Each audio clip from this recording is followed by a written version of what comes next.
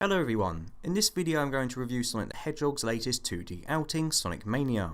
I will be discussing the entirety of the game in this review, so if you're someone looking to avoid spoilers concerning either the boss fights or the levels present in this game, then I suggest you play through it first before watching this video. Anyway, with that out the way, let's not waste any more time and get straight into it. So unless you've been living under a rock, it's kind of impossible not to be aware of the struggles that the Sonic franchise has endured since Sega made the jump from 2D to 3D. Although there have been a few decent games since the transition to 3 dimensions, they have been the exception rather than the rule. And over the last 15 or so years, Sonic has gone from one of the most highly regarded game series around to quite frankly a bit of a joke. Sonic Mania attempts to buck this trend by taking the blue blur back to his roots of classic 2D side-scrolling action, and for the most part it manages to make do so on that promise admirably. From the iconic Sega jingle that appears when the game boots up,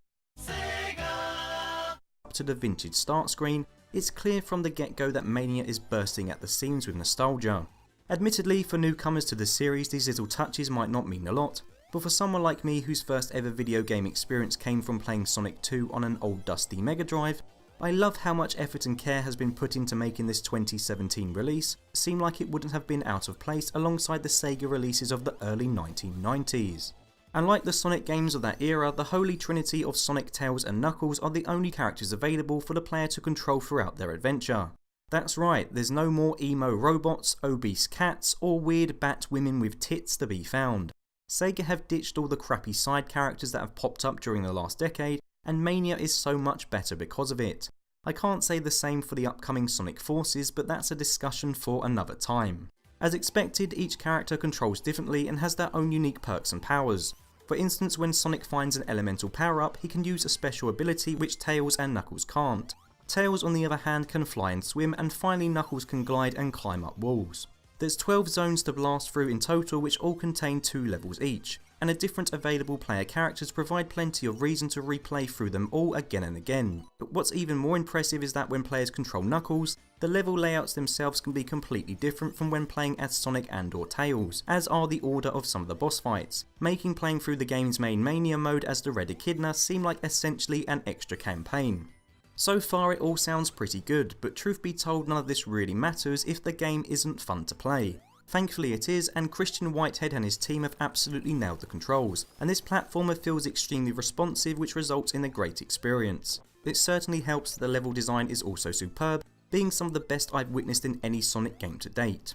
Of the 12 included zones, 8 are taken from old games and reimagined and remixed to some extent, whilst 4 of the stages are completely brand spanking new. Of course, as one would expect, the very first zone the player experiences is the legendary Green Hill Zone. Now I know there are people on the internet out there who complain to the heavens that this zone has been done to death in the past, and whilst I do understand where they are coming from, I personally don't have a problem with playing through this area once again. When people think of Sonic, this is usually the first level that pops into their head. This level is to Sonic what World 1-1 is to Mario, and whether you like it or not, I don't think this will be the last you'll see of Green Hill. Anyway, with that mini rant out of the way, let me get this review back on track. One of the things you'll quickly notice when playing through the game is that whilst the first act of the classic zones normally stay quite close to their original versions, the second act is where the developers were allowed the creative freedom to go a bit crazy, and add their own flavour to these pieces of Sonic history. So whilst the first act of Chemical Plant Zone is pretty much the same as I remember it being from Sonic 2, the second act is something new entirely. There's bouncy gel pools which the player can use to access higher ground, helix lifts which do the same thing, platforms which the player can attach to in order to climb up walls, and newly designed pipes for the player to traverse the environment. It's amazing how these classic levels can feel brand new yet at the same time familiar, which is a credit to the developers, who have somehow managed not to change too much of what it is that makes these retro levels recognisable to the fans, yet have managed to alter them just enough to justify including them in a brand new release. The only downside I have about these classic levels is that some of the level choices themselves feel a bit odd. As previously mentioned, my first video game experience was with Sonic 2, and it's a game that I still love to death today. I was thrilled to see that Chemical Plant Zone was included in Mania. I've always adored its level design and aesthetic, and the soundtrack still remains great today. Oil Ocean Zone on the other hand was always one of the sections that I dreaded playing through due to its annoying enemies and maze-like level layout, and yet here it is again in Sonic Mania. Granted, Christian Whitehead and his team do manage to do some clever stuff with this zone. I mean, the fact that the oil ocean itself can be set alight if touched by a player who has a flame shield equipped, or if a pyro type enemy interacts with it, is a genius little inclusion. However, despite this, I still don't like this level. The enemies frustrate me, I still hate navigating all the annoying little lifts and platforms, falling into the oil and then floundering like a drowned rat in a bid to escape is still the stuff of nightmares, and now I also have to deal with an annoying switch mechanic that is obviously inspired from one of my most dreaded stages featured in Sonic & Knuckles. Of course, there will probably be those in the comments section who tell me I simply need to stop moaning and get good, but that's not the point. I'm not saying I can't beat this level, I just don't enjoy playing it. There's so many other great levels in Sonic 2 such as Casino Nights or Mystic Caves, which I would have much rather chosen to feature over Oil Ocean. Again, the same can be said about Hydro City Zone, which is taken from Sonic 3. I've never really been a fan of any of the underwater zones in the 2D Sonic series, mainly because as a player you have to contest with Sonic's weird slowed down floaty water movement and his need to constantly find oxygen bubbles so he doesn't die a horrible death. But Hydro City Zone, like the previously mentioned Oil Ocean, made the cut for Mania, and if it was me in charge with choosing a level to take from Sonic 3, I would have put Ice Cap Zone or Marble Garden Zone in instead. It is important, however, to reiterate that I don't disagree with all the classic level choices. It's nice to have 2 zones from Sonic CD make the cut, a game which I never got round to playing, as for me they were essentially brand new experiences, with the Metallic Madness Zone in particular being one of my favourite in the entire game due to some insane level mechanics. In the first act, the player can interact with some platforms which will launch them to another layer of the level in the background, something which reminded me of a similar mechanic found when playing Donkey Kong Tropical Freeze. Furthermore, in the second act the player will come into contact with lasers that will shrink their character, allowing them to pass by normally impossible obstacles. I've never experienced anything like this in previous Sonic games, and it's this kind of out of the box thinking that helps elevate Mania to the top of its respective genre.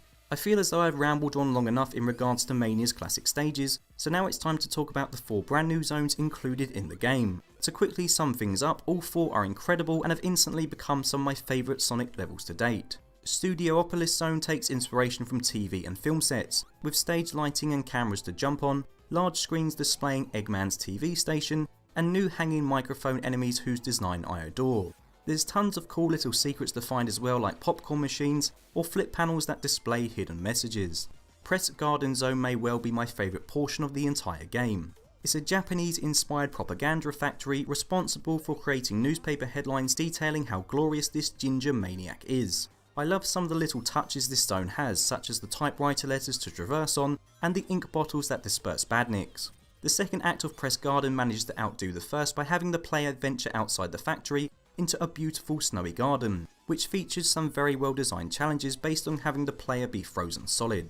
Mirage Saloon is my least favourite of the new zones, but that may be because I stupidly jumped off the tornado to my death just as I was about to land on the runaway train, leading me to have to redo this incredibly slow and tedious flying section from the beginning all over again. The second act does redeem the first though, and is another imaginative new area for Sonic fans to explore. Finally, Titanic Monarch Zone, the last of the 4 original zones and the last zone in the game, is pretty mental, and anyone playing through it will need to rely on expert platforming skills to get through some of its precision based puzzles. Plasma spheres, which operate similarly to the glowing spheres found in Sonic & Knuckles bonus levels, are regularly used as a means of testing the player's abilities. Make one wrong move and fail to jump from one sphere to the next and the player will fall through a purple fog door which will teleport them back to the start of the puzzle, meaning they cannot progress until they perfect what is asked of them. Some may argue that this sort of strict linear platforming puzzle design is the antithesis of Sonic games, but personally I didn't mind the challenge at all and felt it made for a great conclusion to the game. As you can gather, I'm pretty happy with the levels that can be found in Sonic Mania, however I can't really say the same for the bonus levels. Blue Sphere returns from Sonic & Knuckles and is only accessible by hitting a checkpoint whilst having at least 25 rings. Disappointingly, it's the only special stage that can be accessed after passing a checkpoint, which is a shame as my favourite type of special zone was always the slot machine one, which is nowhere to be found. Completing a level of Blue Sphere rewards the player with a token which can be used to unlock some of the game's hidden secrets. And if you really want to find them all, then well you best be prepared to play Blue Sphere again and again. In fact, I think part of the reason my initial playthrough ended up being quite lengthy time-wise was because I spent half the time playing this disorientating minigame. I don't particularly hate Blue Sphere, but I don't want to be playing it every 5 minutes either. Of course the counter argument is, well, don't play it then, but I find myself doing so because Mania does have some genuinely decent secrets to unlock, which I'll let you discover for yourselves. Blue Sphere is not the only bonus stage present. Oh no, in order to obtain those elusive Chaos Emeralds, the player must find a large 3D ring hidden somewhere in the level, which will then transport them to a special stage named UFO Run. In this stage, it's the player's goal to catch a UFO by collecting as many spheres as possible to increase their speed, whilst also collecting as many rings as possible in order to extend their time limit. I know what you're thinking, this doesn't really sound all that bad. However, the controls for this are pretty horrible. It's really hard to make any sharp quick turns, and the difficulty of these levels increases astronomically after the player has obtained just a couple of Chaos Emeralds. And even if you are able to master these levels, running around what looks like a poorly designed SNES Mario Kart track over and over again just isn't very fun. I'd much rather have taken the special stages from Sonic 2 than this, or hell, even the special stages from Sonic 1, despite me never really being fond of them either. Moving on from the special stages, there's one aspect of Mania that I've done my best to avoid talking about so far, and that's the boss battles. And I've purposely done that because I wanted to have the chance to talk about them on their own away from the rest of the game. Generally, in past Sonic titles, boss battles have always seemed something of an afterthought, and certainly were never one of my favourite and most memorable parts of a Sonic game. Well, when it comes to Sonic Mania, the boss battles are actually some of my favourite moments of the entire game, and are better than those contained in any other Sonic game by a country mile. Not only are the boss battles extremely fun and challenging to play, they are also hugely inventive and original. This isn't just a case of hitting old mustache face 8 times before he blows up, these bosses are so much more. For example, there's a crazy moment in Chemical Plant Zone Act 2 where you catch up to Eggman and then have to battle him in a game of Puyo Puyo, or Mean Bean Machine as it's also known. As someone who's recently been playing a lot of Puyo Puyo Tetris, this boss fight immediately put a smile on my face. The boss of Studiopolis Zone 2 is another that is unforgettable, as the player finds himself watching a weather report from that annoying chicken Badnik found in Sonic & Knuckles, which then affects the stage accordingly. There's also a new team of villains called the Hard-Boiled Heavies, and each confrontation against them is a joy to play. Each has unique abilities, with my personal favourite being the Shinobi Heavy who darts around the arena like, well, Shinobi, and throws ninja Death Stars at Sonic whilst also trying to freeze him with his melee weapon. Even what could be described as the more standard Eggman fights are leaps and bounds above what can be found in previous titles. Truth be told, Sonic boss fights have never been this good. There are of course a few duds amongst the brilliant bosses. I didn't really like any of the chase boss fights in which the player just has to run across the screen and dodge either the boss character and or their projectiles. They all seemed really uninspired and phoned in compared to the rest of the tightly designed encounters. Additionally, some of the bosses can also be incredibly cheap. I died on my first encounter against the boss on Oil Ocean Zone Act 1 because I stood on a platform which launched me into the air and impaled me against some spikes. How was I supposed to know there were spikes up there? There's no way of knowing apart from doing what I did and getting killed. This just made me hate Oil Ocean Zone even more. Finally, whilst on the boss front, if I found a boss that I was having a tough time with, after a while I just decided to jump at the boss regardless of whether I would damage myself or not, and then just made sure to pick up one of my loose rings afterwards. I would then repeat this process until the boss died, which ended up making a mockery of much of the supposed challenge of these battles. Aside from the game's main campaign mode, players can also compete against one another via the competition mode, which again evokes memories of previous Sonic games, and they can also attempt to be number 1 on the worldwide leaderboards by attempting to best other players' scores in time trial. Personally, these modes don't really interest me, though I'm sure there are those out there who will love spending time racing against their friends in local multiplayer, or trying to shave seconds off the clock as they attempt to get through a level as quick as possible. To conclude then, Sonic Mania is not without its problems.